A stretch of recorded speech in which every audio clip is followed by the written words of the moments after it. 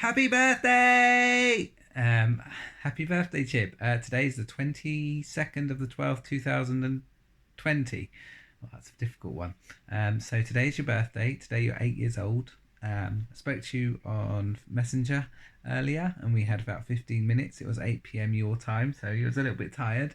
But we had cake and we sang song and we looked at some old pictures and we talked for a bit. You showed me a few of the presents you got. And so I enjoyed that. You was very tired, so I didn't want to over push it. So we had about 15 minutes now. I thought it was better time to let you go. So you'll be sleeping peacefully now because it's the middle of the night. I just wanted to finish reading this book for you. 8 years old, eh? Getting big boy. Can't believe it. Wow. Here we go. So, if you'll remember rightly, we made Mr. Killycranky and where are we? Okay, Mr. Killycranky and George collected some. They checked all the stuff they had, and I think they were going to get some more stuff because they bit running out. But I might be wrong, or maybe they're still putting stuff into the medicine. Let's see. They were in Marvellous Medicine number 2. They were in the kitchen now, and the big saucepan was on the stove. All the things Mr. Cranky had bought were lined up near the sink. "Come along, my boy," cried Mr. Killycranky. "Which one did you put in first?" "This one," George said. "Golden Gloss Hair Shampoo." He emptied the bottle into the pan. "Now the toothpaste," George went on, "and the shaving soap, and the face cream, and the nail varnish." "Keep at it, my boy," cried Mr. Cranky, dancing around the kitchen. "Keep putting it in. Don't stop. Don't pause. Don't hesitate. It's a pleasure, my dear fellow, to watch you work." One by one, George poured and squeezed the things into the saucepan. With everything so close at hand, the whole job didn't take him more than 10 minutes. But when it was all done, the saucepan didn't somehow seem to be quite as full as it had been the first time. "Now what did you do?" cried Mr. Cranky.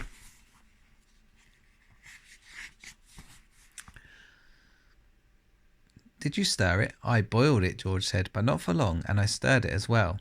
So Mr. Cranky lit the gas under the saucepan, and George stirred the mixture with the same long wooden spoon he had used before. "It's not brown enough," George said. "Wait a minute, I know what I've forgotten." "What?" cried Mr. Cranky. "Tell me, quick, because if we've forgotten even one tiny thing, then it won't work, at least not in the same way." "A quart of brown gloss paint," George said. "That's what I've forgotten." Mr. Killycranky shot out of the house and into his car like a rocket. He sped down to the village and bought the paint and rushed back again. He opened the can in the kitchen and handed it to George. George poured the paint into the saucepan. "Aha, that's better," George said. "That's more like the right colour." "It's boiling," cried Mr. Cranky. "It's boiling and it's bubbling. George, is it ready yet?" "It's ready," George said. "At least I hope it is." "Right," shouted Mr. Cranky, hopping about. "Let's test it. Let's give some to a chicken." "My heavens alive, why don't you calm down a little bit?" Mrs. Cranky said, coming into the kitchen. "Calm down," cried Mr. Cranky. "You expect me to calm down, and here we are mixing up the greatest medicine ever discovered in the history of the world. Come along, George. Dip a cupful of the saucepan and get a spoon, and we'll give some to a chicken just to make absolutely certain we've got the correct mixture." Outside in the yard there were several chickens that hadn't had any of George's marvellous medicine number 1. They were pecking about in the dirt in that silly way chickens do. George crouched down, holding out a spoonful of marvellous medicine number 2. "Come on, chicken," he said. "Good chicken. Chick, chick, chick." A white chicken with black specks on its feathers looked up at George. It walked over to the spoon and went peck. It's page turned on. Oh my goodness. Crikey. The effect that the medicine number 2 had on the chicken was not quite the same as the effect produced by medicine number 1, but it was very interesting. "Whoosh!" shrieked the chicken,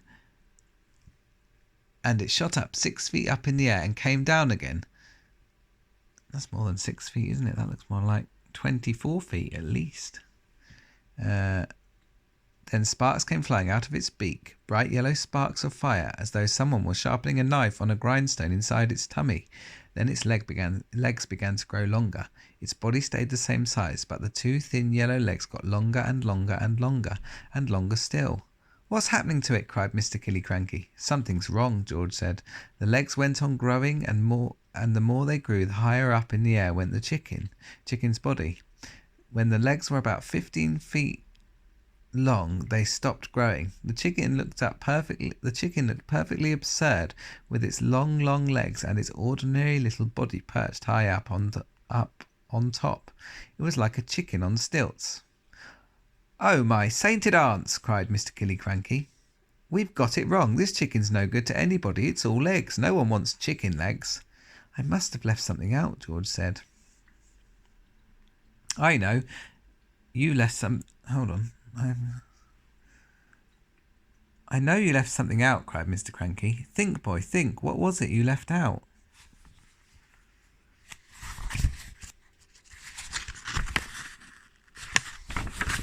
Oh, I can see someone running. There he goes. "I've got it," said George. "What was it? Quick." "Flea powder for dogs," George said. "You mean you put flea powder in the first one?" "Yes, Dad, I did. A whole carton of it." That's the answer. "Wait a minute," said George.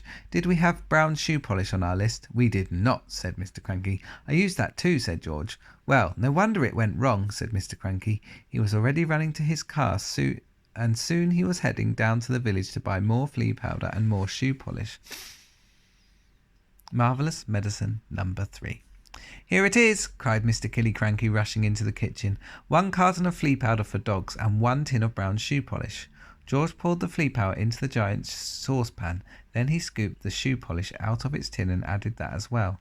"Stir it up, George," shouted Mr. Cranky. "Give it another boil. We've got it this time. I'll bet we've got it." After Marvellous medicine number 3 had been boiled and stirred, George got a cupful of it out into the yard to try it on another chicken. Mr. Cranky ran after them, flapping his arms and hopping with excitement. "Come and watch this one," he called out to Mrs. Cranky. "Come and watch us turning an ordinary chicken into a lovely great big one that lays eggs as large as footballs." "I hope you do better than last time," said Mrs. Cranky, following them out. "Come on, chicken," said George, holding out a spoonful of medicine number 3. "Good."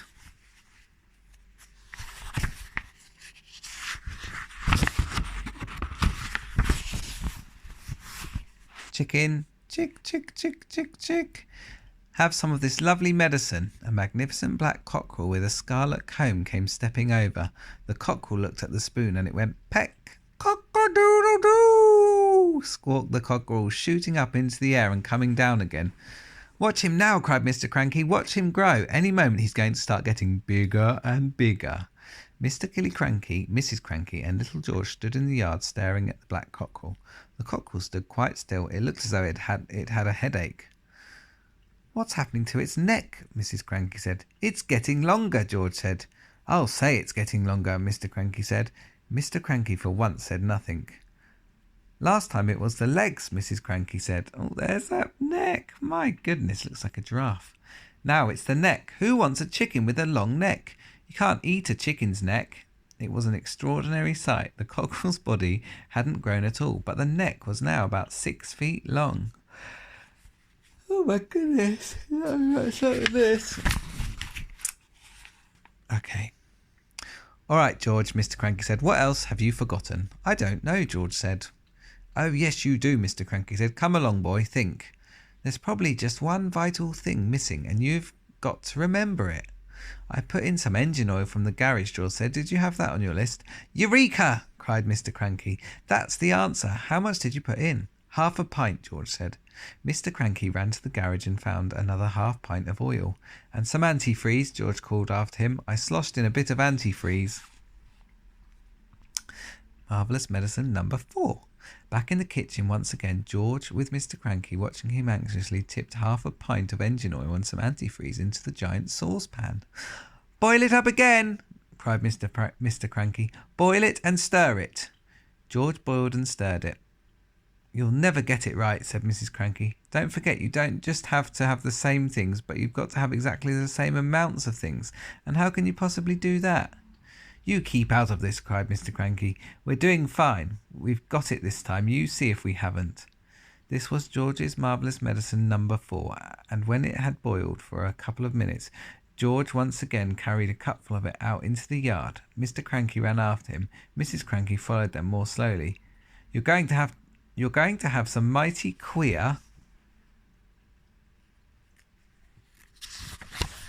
Uh-oh. Chickens around here if you go on like this, she said. Dish it out, George, cried Mr. Cranky. Give a spoonful to that one over there. He pointed to a brown hen. George knelt down and held out the spoon with the new medicine in it. Chick, chick, he said. Try some of this. The brown hen walked over and looked at the spoon. Then it went peck. Ouch, it said. Then a funny whistling noise came out of its beak. Watch it grow, shouted Mr. Cranky. Don't be too sure, said Mrs. Cranky. Why is it whistling like that? Keep quiet, woman, cried Mr. Cranky. Give it a chance. They stood there staring at the brown hen. It's getting smaller, George said. Look at it. Dad, it's shrinking. And indeed it was. In less than a minute, the hen had shrunk so much it was no bigger than a new hatched chick. It looked ridiculous. Oh my goodness, Chip. What is it,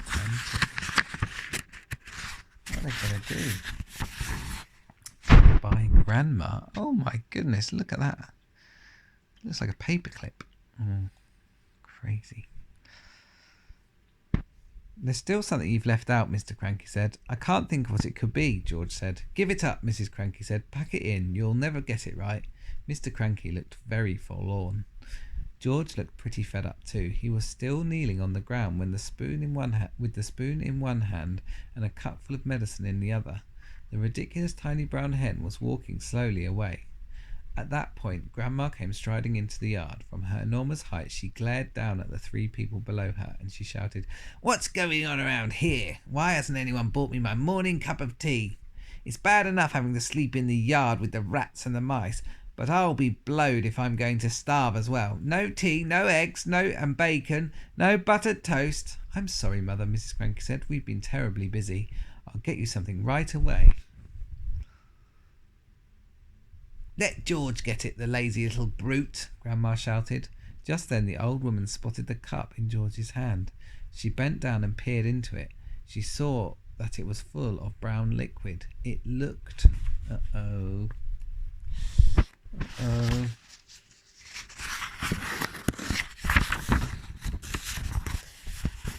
Very much like tea. Ho, ho, she cried. Ho, ho. So, that's your little game, is it? You look after yourself, all right, don't you? You make quite sure you've got a nice morning cup of tea, but didn't think to bring one to your poor old Grandma. I always knew you were a selfish pig. No, Grandma, George said. This isn't... Don't lie to me, boy, the enormous old hag shouted. Pass it up here this minute. No, cried Mrs. Cranky. No, Mother, don't. That's not for you. No, you're against me too, shouted Grandma.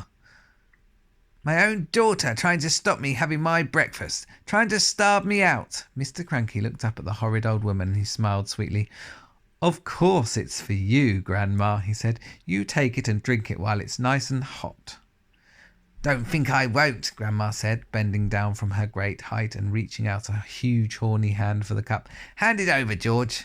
No, Grandma, George cried out, pulling the cup away. You mustn't. You're not to have it. Give it to me, boy, yelled Grandma. Don't, cried Mrs. Cranky. That's George's Marvellous.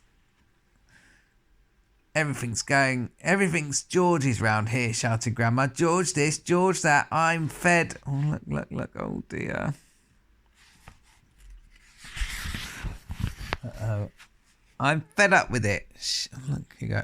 Oh dear. Oh dear. Oh dear. She snatched the cup out of little George's hand and carried it high up, out of reach. Drink it up, Grandma, Mr. Cranky said, grinning hugely. Lovely tea. No, the other two cried. No. But it was too late. The ancient beanpole had already put the cup to her lips and in one gulp had swallowed everything that was in it. Uh-oh, she's gonna shrink. Mother, wailed Mrs. Cranky, you've just drunk 50 doses of George's Marvellous Medicine No. 4, and look what one tiny spoonful did to that little old brown hen. But Grandma didn't even hear her. Great clouds of steam were already pouring out of her mouth, and she was beginning to whistle.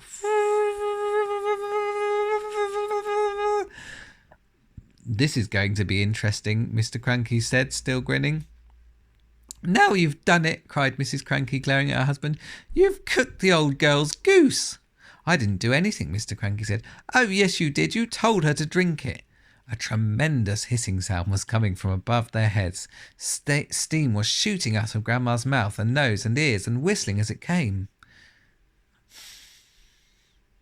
She'll feel better after she's let off a bit of steam, Mr. Cranky said. She's going to blow up, Mrs. Cranky wailed. Her boiler's going to burst. Stand clear, Mr. Cranky said. George was quite alarmed. He stood up and ran back a few paces. The jets of white steam kept squirting out of the skinny old hag's head, and the whistling was so high and shrill it hurt his ears. Call the fire brigade, cried Mrs. Cranky. Call the police. Man the hose pipes. Too late, said Mr. Cranky, looking pleased. Grandma, shrieked Mrs. Cranky. Mother, run to the drinking trough and put your head under the water. But even as she spoke, the whistling suddenly stopped and the steam disappeared. That was when Grandma began to get smaller. She had started off with her head as high as the roof of the house, but now she was coming down fast. Watch this, George, Mr. Cranky shouted, hopping around the yard and flapping his arms.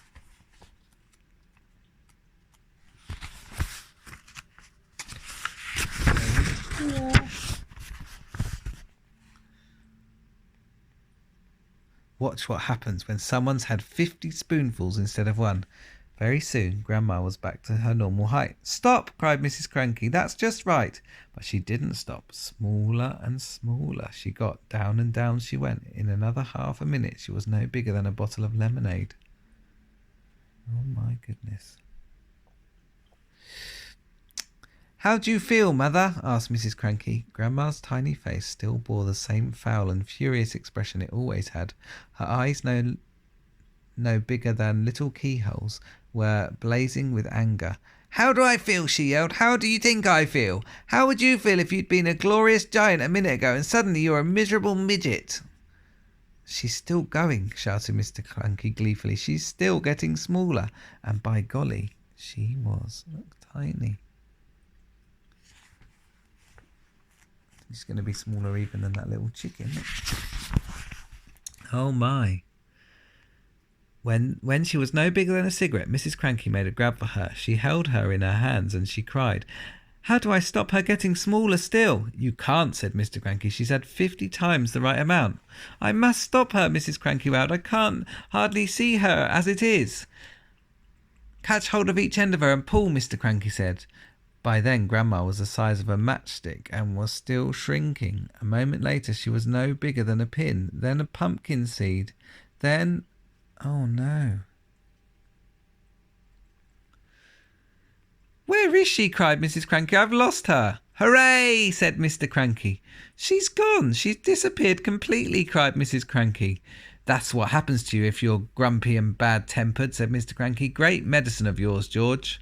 George didn't know what to think. For a few minutes, Mrs. Cranky kept wandering around with a puzzled look on her face, saying, Mother, where are you? Where have you gone?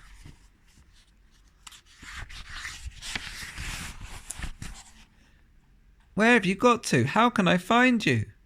But she calmed down quite quickly, and by lunchtime she was saying, Oh, well, I suppose it's all for the best, really. She was a bit of a nuisance around the house, wasn't she? Yes, Mr. Cranky said, she most certainly was. George didn't say a word. He felt quite trembly. He knew something tremendous had taken place that morning. For a few brief moments he had touched with the very tips of his fingers the edge of a magic world. Oh, my goodness.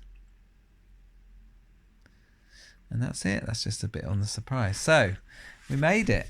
Okay, well, that's the end of the story. I don't know what to say about Grandma. That's a bit of an unusual ending, isn't it? Grandma was gone. Well, I guess she was a nuisance, but nobody really wants to go. That's a very funny ending. Okay, well, anyways, I hope that you enjoyed the reading, and that's your favourite book done, or it was your favourite book. I'm not sure what your favourite book now is. Yeah, I'll stop there.